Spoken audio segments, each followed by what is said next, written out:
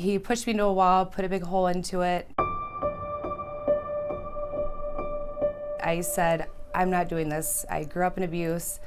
I'm not gonna be in an abusive relationship. 2 days later, Elizabeth Constantino found out she was pregnant. He told me the typical, it's never gonna happen again. I'm gonna change. It was a one-time thing. And then it happened again and again. And finally it got to the point right after Kyle's first birthday where I thought he was gonna take our life. Elizabeth was caught in a vicious cycle of domestic abuse, and leaving wasn't easy, even after her husband was convicted of beating her. This is a man that I loved, so no matter what he did to me, I still didn't want to hurt him. In 2014, she finally found the strength to leave, but the fear stayed with her. It's something that you don't get over. I don't think, maybe with time and with healing, and with him not knowing necessarily where I live, but every night you check every single window, you check every single door.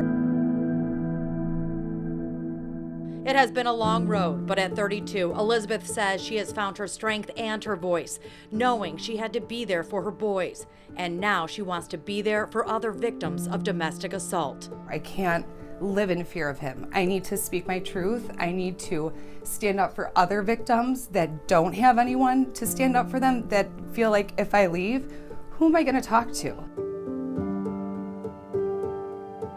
Elizabeth is in the process of launching Building to Rebuild, a nonprofit to help women get the resources they need to break free from the violence. In the meantime, she is helping women who have found their way to Turning Point in Macomb County, which offers services and a shelter for victims of domestic and sexual assault.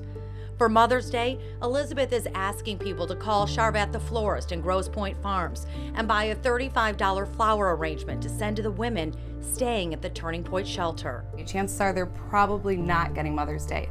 So even if it's something for their child to bring to them and say, I love you, happy Mother's Day, I just think if you give somebody a little bit of support and uplift them a little bit, it truly can change the course of their life. Someday she hopes Building to Rebuild will be able to do that for countless women. Right now, Elizabeth is doing what she can, helping to empower women one survivor at a time. I just want survivors to know that they're not alone, that there are people out there for them, and I think that's so important to hear, and they can't hear it enough.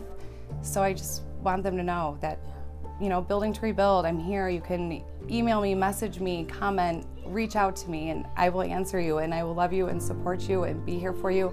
And I never, ever once will ask, why didn't you leave sooner?